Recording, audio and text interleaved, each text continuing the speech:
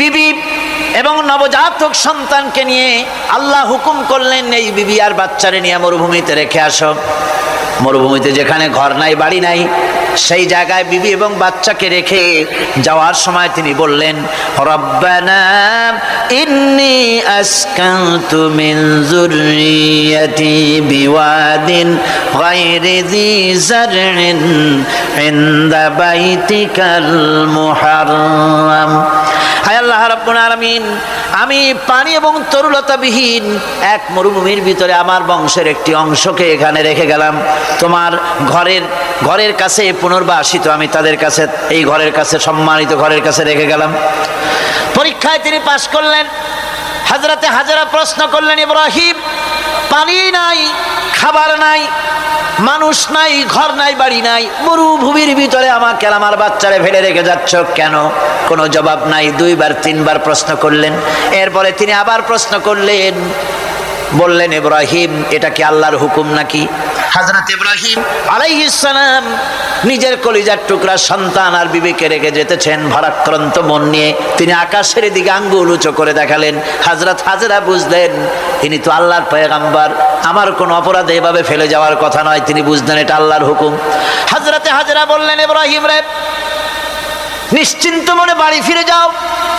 আমার মনে কোনো চিন্তা নাই, কোনো পেরেশানি আর এখন নাই। আল্লাহর হুকুমেই যদি আমাকে এই মরুভূমির ভিতরে ফেলে যেয়ে থাকো, তাহলে আমি ওই আল্লাহর প্রতি এতটা ভরসা রাখি যে এই মরুভূমির ভিতরে জল পানি শূন্য, খাদ্য শূন্য জায়গায় আমি আমার বাচ্চাকে আল্লাহ রব্বুল আলামিন না খাওয়াইয়া মারবেন না। দ্বিতীয় পরীক্ষায় পাশ করলেন। 3 নম্বরে পরীক্ষা হলো, সন্তান বড় হয়ে গেছে, বুদ্ধি হয়েছে, দৌড়াতে পারে। আল্লাহ রাব্বুল আলামিন হুকুম করলেন, ছেলেকে জবাহ করো। কত বড় আগুনের পরীক্ষা! কোরআন শরীফ বলছে, হযরত ইব্রাহিম আলাইহিস সালাম নিজের ছেলেকে ডেকে নিয়ে বললেন, ইয়া বুনাইয়া ইন্নী আরা ফিল মানামি আন্নী আযবাহুক ফানজুর মাযা তারা।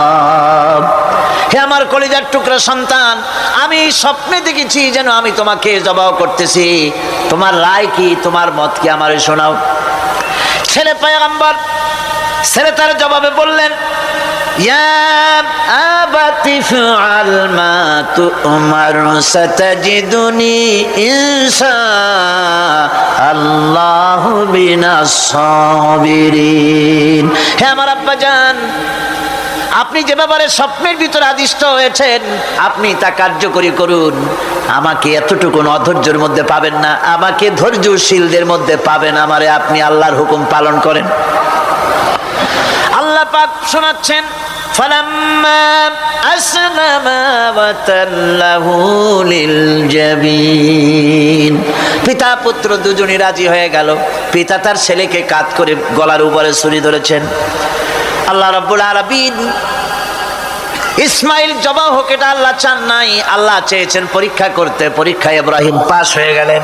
আল্লাহ পাক বলছেন, ওয়ানাদাইনাহু আইয়া ইব্রাহিম قد صدقت الرؤيا إنا كذلك নাজিল মুহসিনিন।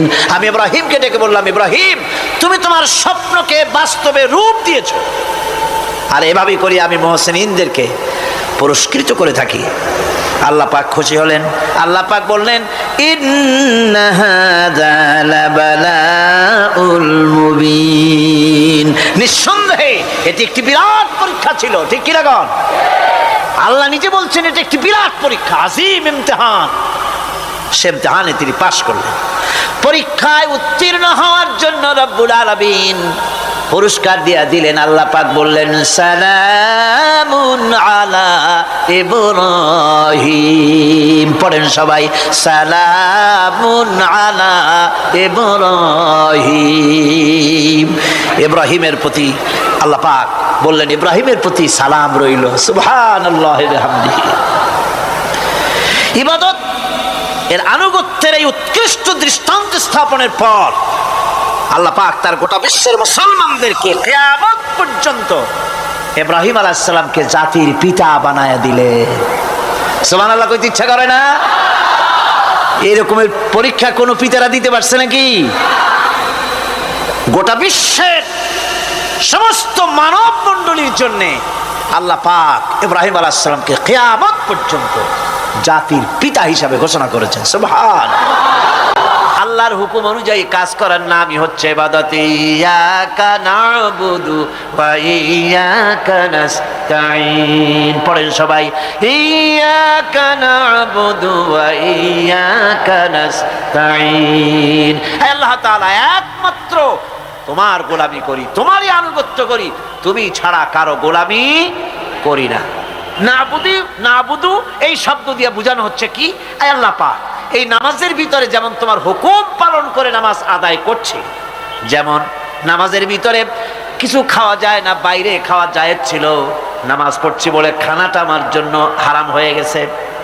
কথা বলা জায়েজ ছিল, নামাজের ভিতরে কথা বলা হারাম করে দিলাম। এদিক ওদিক তাকানো জায়েজ ছিল, নামাজের ভিতরে এদিক ওদিক তাকানো বন্ধ করে দিলাম। তার মানে আমার জন্য চিরস্থায়ী, সব সময়ের জন্য আমার জন্য হালাল করে দেওয়া জিনিসগুলি এই নামাজের ভিতরে অল্প সময়ের জন্য হারাম করে প্রমাণ করে দিলাম। মাবুদ গো, এই নামাজের পরে চিরস্থায়ী হারামগুলি এইভাবে আমার জন্য হারাম করে নেব। ইয়াকা নাবুদু, নামাজটা পড়ছি যেভাবে করে নামাজের বাইরের জীবন চালাবো সেইভাবে করে। সেজদা দিলেই তো সওয়াব হয়, সেজদা দিলে কি হয়?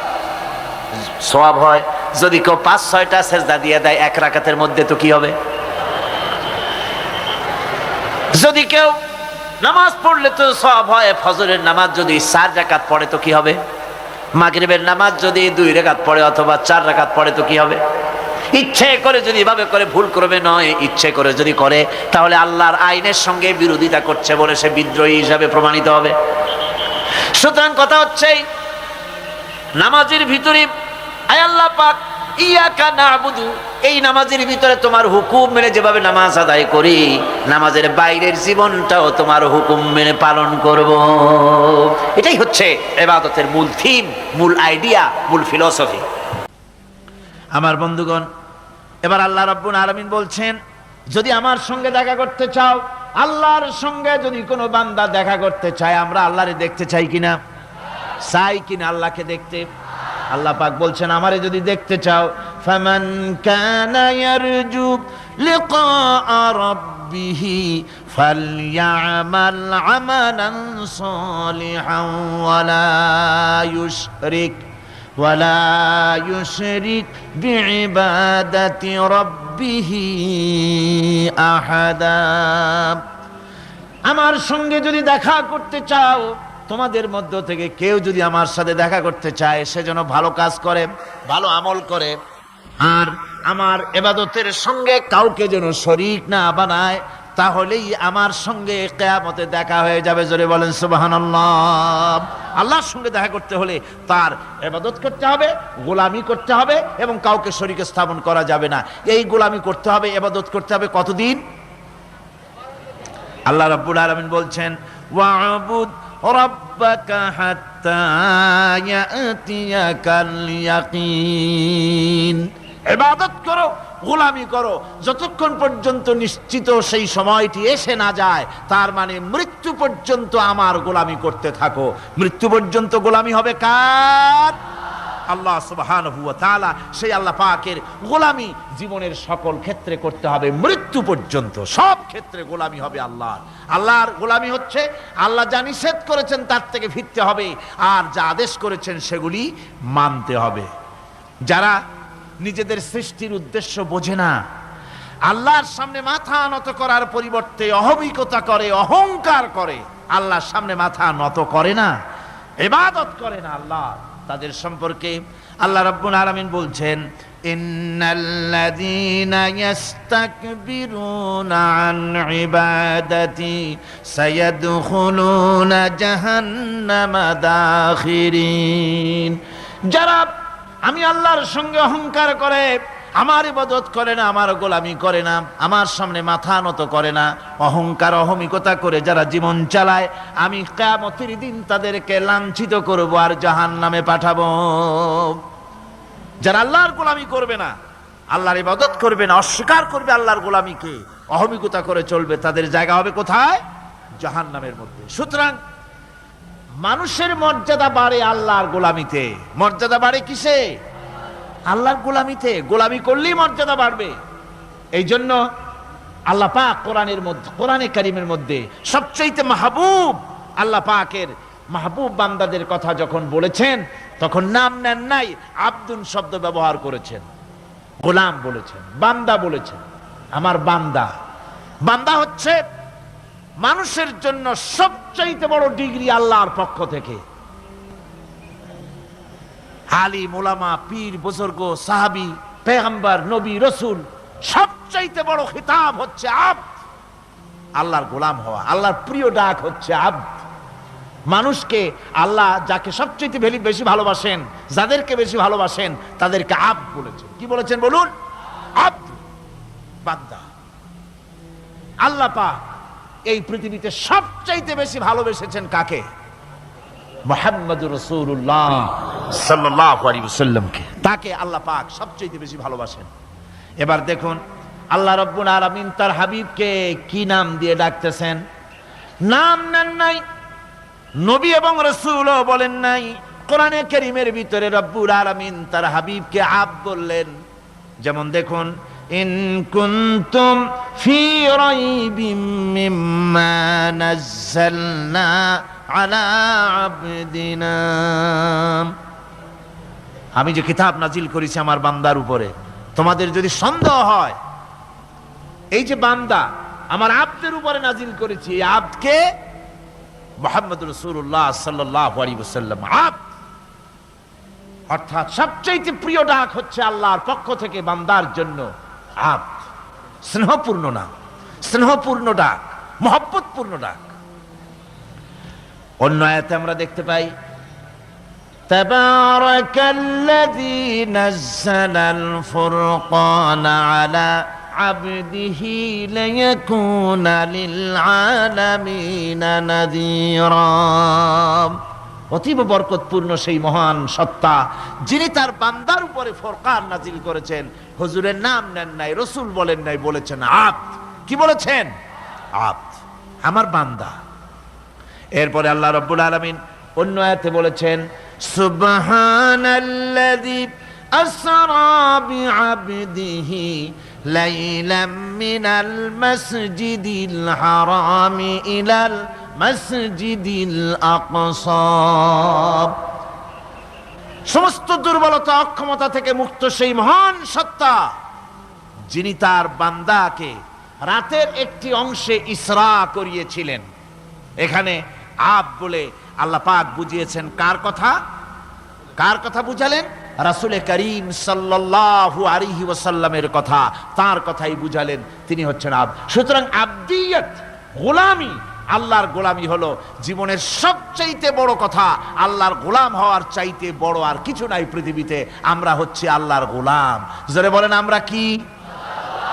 আমরা যে গোলাম, সে কথা বলতে মনে হয় কারো কারো একটু লজ্জা লাগে যে আমি চৌধুরী মানুষ বা অমুক একটা লোক, অমুক একজন সম্মানী লোক, গোলাম আমি, এটা বলা কি লজ্জার কথা। এরকম একটু মনে মনে কোনো অসুবিধা কারো হয় নাকি? জোরে কোন তো আমরা কি? কার গোলাম? সুবহানাল্লাহি বিহামদিহি, আল্লাহর গোলাম। আমরা এমন মহান সত্তার গোলাম, মহান সত্তার বান্দা, যার সমকক্ষ এই পৃথিবীতে কেউ নাই, আকাশেও কেউ নাই। প্রচন্ড হযরত মুআজ বলছেন, আমি রাসূল করিম সাল্লাল্লাহু আলাইহি ওয়াসাল্লামের গাধার পৃষ্ঠে হুজুরের পেছনে বসা ছিলাম। হুজুর আমাকে জিজ্ঞেস করলেন, মুআজ তুমি কি জানো বান্দার উপরে আল্লাহর হক কি আর আল্লাহর উপরে বান্দার হক কি? কুলতু আল্লাহু ওয়া রাসূলুহু আ'লাম। বললাম আল্লাহ এবং তার রাসূল খুব ভালো জানেন। আমি কি করে জানবো? আল্লাহ এবং তার রাসূল খুব ভালো জানেন। ক্বালা হাক্কুল্লাহি আলাল ইবাদি আন ইয়াবুদুহু ওয়া লা ইউশরিকু বিহি শাইআ। বান্দার হক হচ্ছে আল্লাহর উপরে এই যে বান্দা গোলামি করবে আল্লাহর, ইবাদত করবে আল্লাহর, আর আল্লাহর সাথে কাউকে শরীক স্থাপন করবে না। এটা হচ্ছে আল্লাহর উপরে কার হক? বান্দার হক। আর আল্লাহর হক হচ্ছে বান্দার উপর কি? ওয়া হাক্কুল ইবাদি আলাল্লাহ আল্লাহ ইউআযযিবা মান লা ইউশরিকু বিহি শাইআ। বান্দার উপরে আল্লাহর হক হচ্ছে যে বান্দা আল্লাহর গোলামি করবে আর শরীক স্থাপন করবে না আল্লাহর সাথে, আল্লাহ তাকে শাস্তি দিবেন না। সুবহানাল্লাহি ওয়া বিহামদিহি। আল্লাহ তাকে আযাব দিবেন না, আল্লাহ তাকে শাস্তি দিবেন না। সুতরাং তাওহীদের আকীদা মজবুত হতে হবে। আখিরাতের কামিয়াবি এর উপরে নির্ভরশীল। আমরা যদি আখিরাতে কামিয়াবি চাই, কি বলেন, আখিরাতে কি আমরা জীবনের সফলতা চাই? জোরে বলেন, সফলতা চাই? আখিরাতের কামিয়াবি যদি চাই, জাহান্নাম থেকে যদি বাঁচতে চাই, বেহেশতে যদি যেতে চাই, তাহলে আকীদাকে মজবুত করতে হবে। আল্লাহর সাথে কাউকে শরীক স্থাপন করা যাবে না। এবং আল্লাহ সৃষ্টিকর্তা, কোরআনে পাকের শিক্ষা অনুযায়ী আল্লাহরে বিশ্বাস করি এতটুকুন কথা বললেই তাওহীদের হক আদায় হয় না। তাওহীদের হক হচ্ছে আল্লাহ পাককে সৃষ্টিকর্তা, পালনকর্তা, বিধানদাতা, রিজেক দাতা, কল্যাণদাতা সবকিছু হিসাবে মানতে হবে। কাকে? আল্লাহ পাককে। জোরে সরে বলুন, কাকে মানতে হবে? সমস্ত ক্ষমতা হচ্ছে আল্লাহ। সমস্ত ক্ষমতা কার? আল্লাহর নাম নিতে শরম করে নাকি? তাহলে জোরে সরে কোন সমস্ত ক্ষমতা কার? আল্লাহ রাব্বুল আলামিনের এত বড় ক্ষমতা, সাগরকে নগর বানাতে পারেন, নগরকে সাগর বানিয়ে দিতে পারেন, এতিমকে রাষ্ট্রের মালিক বানায় দিতে পারেন, ধনীকে গরিব বানায় দিতে পারেন, গরিবকে ধনী বানায় দিতে পারেন, মৃত্যুকে জিন্দা করতে পারেন, জিন্দাকে মৃত্যু করে দিতে পারেন, পথের লোককে ধরে প্রেসিডেন্ট বানায় দিয়া ফুলের মালা দিয়া গলা থেকে পা পর্যন্ত ভরে দিতে পারেন। আবার আল্লাহ যদি নারাজ হয়ে যান, প্রেসিডেন্টের ফুলের মালার পরিবর্তে জুতার মালা গলায় দিয়া জেলখানার মধ্যে ঢুকাইয়া দিতে পারেন। তাহলে ক্ষমতাটা কার? বিশ্বাস করেন? সমস্ত ক্ষমতার মালিক আল্লাহ। কোরআন আমাদেরকে শুধুমাত্র মাথা ঝুলে ঝুলে তেলাওয়াত এটা শিখায় না। কোরআন তেলাওয়াত করতে হবে, বুঝতে হবে, আমল করতে হবে। কোরআন শিখাচ্ছে। কে শিখাচ্ছে? কোরআন। তার মানে কে? আল্লাহ। কে শিখাচ্ছেন? আল্লাহ সুবহানাহু ওয়া তাআলা শিখাচ্ছেন। বান্দা শোনো ভালো করে। ওয়াইয়ামসাসকাল্লাহু বিদুররিন ফালা কাশিফা লাহু ইল্লা হুয়া। আল্লাহ যদি তোমার কোনো ক্ষতি সাধন করতে চান, তাহলে সেই ক্ষতি থেকে তোমাকে কেউ রক্ষা করতে পারবে না। এটা হবে ঈমান। এটা কি? এই ঈমান যদি মনের মধ্যে আসে, আপনি বিরাট শক্তিশালী বিপ্লবী শক্তিতে পরিণত হয়ে যাবেন। আপনার যদি ঈমান থাকে যে দুনিয়ার কোন গুলির উপরে, কোন বুলেটের উপরে যদি আমার নাম লেখা থাকে, সারা পৃথিবী ওই গুলিবিদ্ধ হওয়া থেকে আমাকে বাঁচাইতে পারবে না। আর কোন গুলির উপরে, কোন বুলেটের উপরে যদি আমার নাম লেখা না থাকে, তাহলে গোটা বিশ্ব একযোগে প্রচেষ্টা করেও আমাকে গুলিবিদ্ধ করতে, এটার নাম কি? ঈমান। তাই আল্লাহ বলছেন যে আমি যদি কারো ক্ষতি করি, তাহলে এই ক্ষতি থেকে তাহলে তাকে কেউ বাঁচাইতে।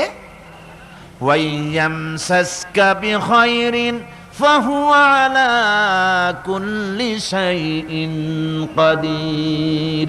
আর আল্লাহ রাব্বুল আলামিন যদি কারো কল্যাণ করতে চান, তাহলে তার কল্যাণকে কেউ ফিরায় দিতে পারে না। কল্যাণ থেকে কেউ তাকে কল্যাণ থেকে মাহরুম করে দিতে পারে না। তার মানে হলো, আল্লাহ যদি কাউকে চুল ধরে, মাথা ধরে, কল্লা ধরে উপরের দিকে টানে, আর দুনিয়া যদি তার পাও ধরে নিচের দিকে টানে, তাহলে দুনিয়া পারবে? পারবে? আল্লাহ কল্যাণ করতে চাইলে কেউ ঠেকাইতে পারবে না, আর আল্লাহ অকল্যাণ করতে চাইলেও তার থেকেও কেউ বাঁচতে। ওয়া হুয়াল কাহিরু ফাওকা ইবাদিহি ওয়া হুয়াল হাকীমুল খাবীর। তিনি তার বান্দাদের উপরে একচ্ছত্র আধিপত্য রাখেন, একচ্ছত্র ক্ষমতার অধিকারী তার বান্দার উপরে। সমস্ত জিনিসের উপরে তিনি ক্ষমতা রাখেন। তিনি মহান বিজ্ঞানময়। এই তাওহীদ খুঁজে নিতে হবে। তাওহীদ অর্থাৎ আল্লাহ পাককে সমস্ত ক্ষমতার মালিক মনে করতে হবে। দেখুন, আমাদের জাতির পিতা কে? আমাদের জাতির পিতা মনে আছে তো? ভুল টুল করেন না তো? ভুল টুল করবেন না। আমাদের জাতি আত্মভোলা, মাঝে মধ্যে ভুল টুল করিয়ে বসে, আন্দাজে ভান্দাজে একটা বানায় বসে। আসলে জাতির পিতা মুসলমানদের কে? ইব্রাহিম আলাইহিস সালাম তাওহীদকে খুঁজছেন। এই কোরআন শরীফ আল্লাহ পাক বলছেন তাওহীদ তালাশ করতেছেন। কে স্রষ্টা?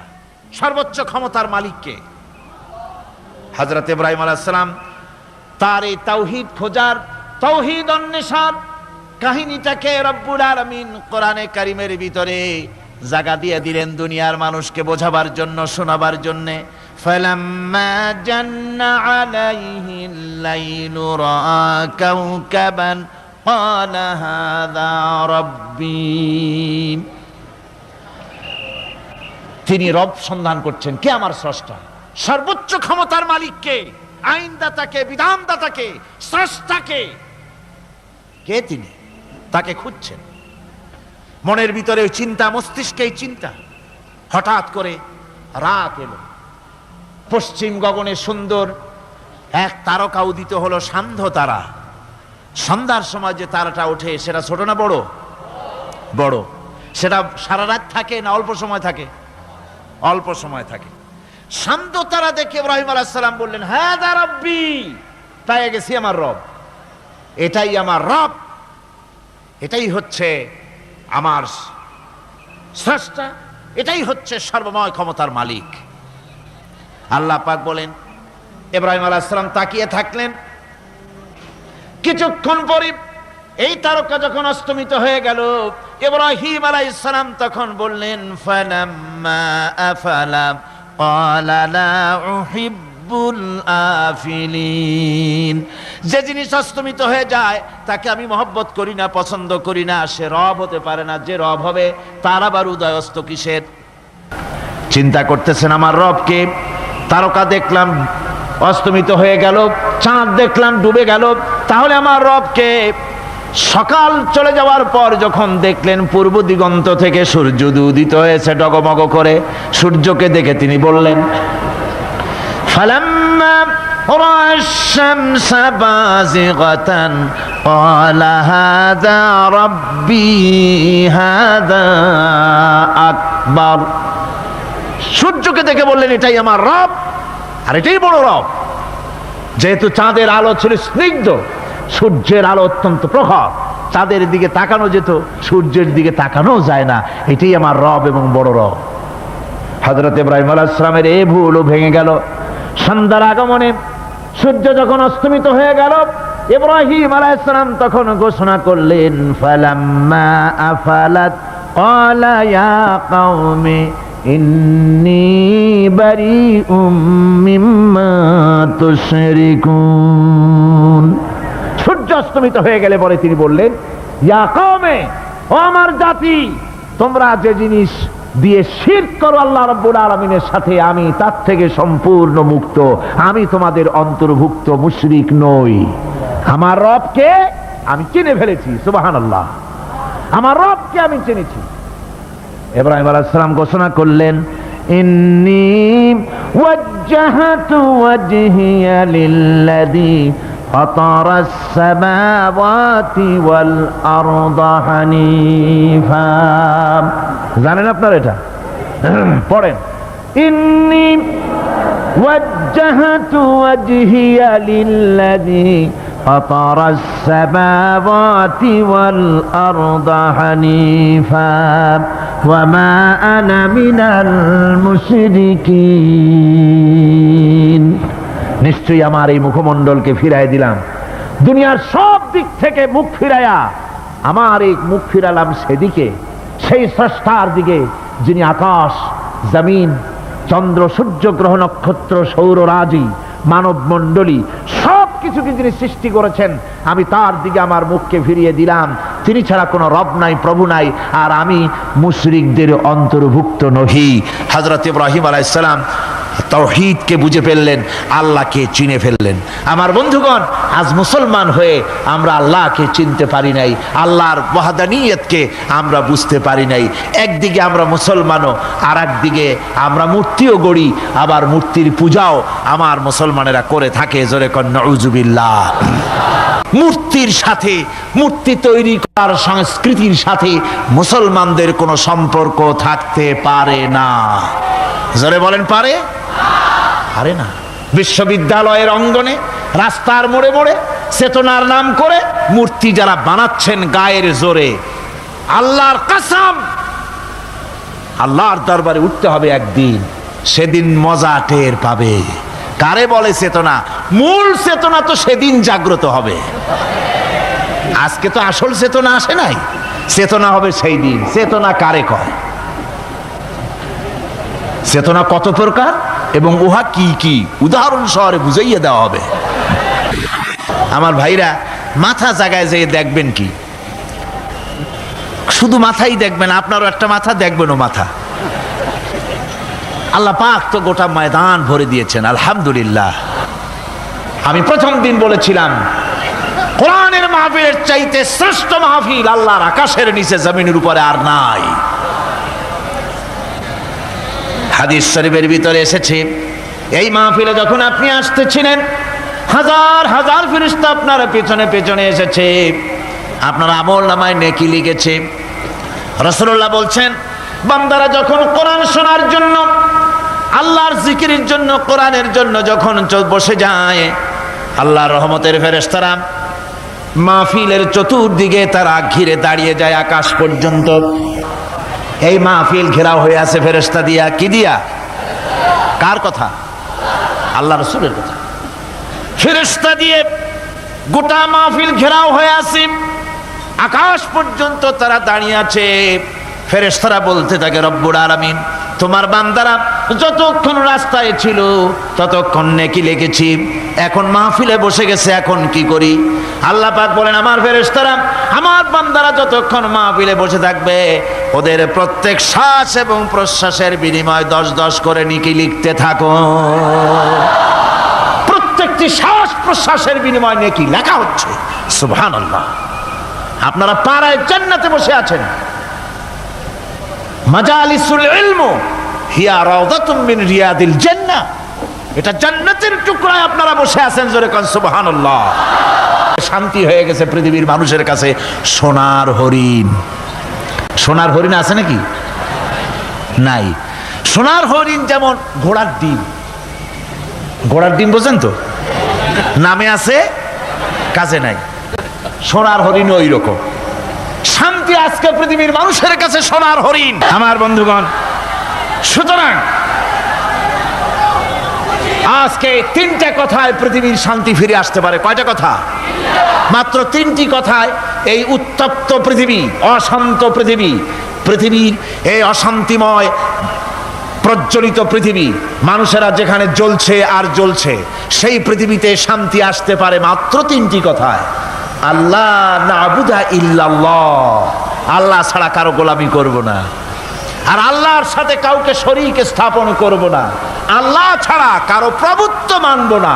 3টা কথায় পৃথিবীতে আবার শান্তি ফিরে আসতে পারে। সুতরাং আমি তাওহীদের কথা আপনাদের বলতেছিলাম। কিসের কথা বলতেছি? তাওহীদ। তাওহীদ প্রতিষ্ঠিত হলে কেউ কারো উপরে প্রভুত্ব করতে পারবে না। হে নবী, আপনি বলে দেন, আল্লাহ এক এবং একক, তিনি নিরঙ্কুশ, তার কোনো সন্তান কাউকে জন্ম দেন নাই, তাকেও কেউ জন্ম দেয়নি, আকাশ এবং জমিনে তার সমকক্ষ কেউ নাই। তিনি কারো মুখাপেক্ষী নন, তিনি কাউকে জন্ম দেন নাই, তাকেও কেউ জন্ম দেয়নি, আকাশ আর জমিনে তার সমকক্ষ কেউ নাই। সুতরাং ওই আল্লাহ সুবহানাহু ওয়া তাআলা, তাকেই মানতে হবে, তার কথাই শুনতে হবে, তার গোলামি করতে হবে। তাহলেই শান্তি আসবে, আল্লাহর মেহেরবানি আসবে জীবনের সকল ক্ষেত্রে। আল্লাহ মাত্র এক, তার ক্ষমতা গুণাবলীতে কোনো অংশীদার নাই। আল্লাহ কয়জন? আল্লাহ কয়জন? এক আল্লাহ, অদ্বিতীয়, তার কোনো শরীক নাই, তার কোনো অংশীদার নাই। কোরআনে কারীম আল্লাহ রাব্বুল আলামিন বলছেন, وَجَعَلُوا لِلَّهِ شُرَكَاءَ الْجِنَّ وَخَلَقَهُمْ وَخَرَقُوا لَهُ بَنِينَ وَبَنَاتٍ بِغَيْرِ عِلْمٍ। একই কথা জানা সত্ত্বেও আল্লাহর সাথে শরীক বানায়ো না, আল্লাহর সাথে কাউকে অংশীদার বানায়ো না। তার কোনো ছেলে নাই মেয়ে নাই, অথচ তিনি সবাইকে সৃষ্টি করেছেন। সুবহানাহু ওয়া তাআলা আম্মা ইয়াসিফুন। পবিত্রতা সেই আল্লাহ পাকের, এবং তিনি তার সম্পর্কে যে চিন্তা করে লোকেরা যা কিছু বলে, এর থেকে আল্লাহ পাক ঊর্ধ্বে। আল্লাহর সন্তান স্থাপন করে তারা বলে যে আল্লাহর ছেলে আছে। নাউযুবিল্লাহ। কোরআন শরীফে আল্লাহ পাক বলেছেন খ্রিস্টানের আল্লাহর ছেলে বানাইছে। ওয়াকালাতিন নাসারাল মাসীহ ইবনুল্লাহ। খ্রিস্টানেরা বলেছে মসিহ হচ্ছে আল্লাহর পুত্র। নাউযুবিল্লাহ। আবার ইহুদিরা তারা বসে থাকলো না, ইহুদিরা বলল ওয়াকালাতিল ইয়াহুদু উযাইরুন ইবনুল্লাহ। ইহুদিরা বলল উযাইর হচ্ছে আল্লাহর পুত্র। নাউযুবিল্লাহ। আবার আরেক শ্রেণীর লোক হলো, তারা বলল পৃথিবীতে যত মেয়ে আছে সমস্ত মেয়েগুলি হলো ফেরেশতাগুলি, সব মেয়ে, আর এই মেয়েগুলি সব আল্লাহর। নাউযুবিল্লাহি মিন যালিক। আল্লাহ রাব্বুল আলামিন প্রতিবাদ করলেন আলাকুমুয যাকারু ওয়া লাহুল উনসা তিলকা ইযান কিসমাতুন দিযা। কি হে, তোমরা সমস্ত পুত্র সন্তানগুলি নিজের জন্য নিয়ে নিলে আর কন্যা সন্তানগুলি দিলে আমাকে, কেমন তোর ভাগ করলে এটা?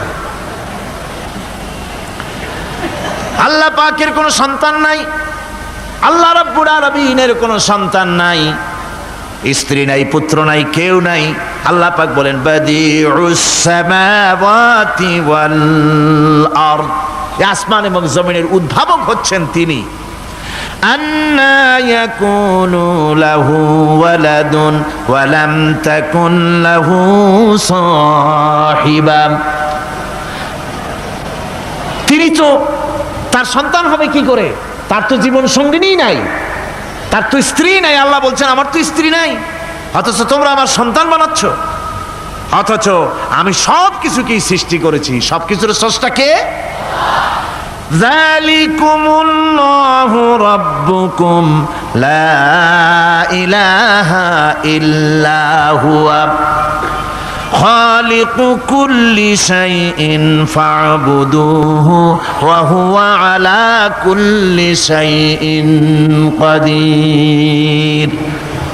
যালিকুমুল্লাহু রাব্বুকুম, তিনি, এই হচ্ছে তোমাদের আল্লাহ, তিনি তোমাদের রব, তিনি ছাড়া কেউ নাই। সব কিছুর স্রষ্টা তিনি, তারই ইবাদত করো। সব জিনিসের উপরে একমাত্র তিনি ক্ষমতা রাখেন, তার চাইতে ক্ষমতাশীল, ক্ষমতাধারী, শক্তিশালী পৃথিবীতে আর কেউ হতে পারে না।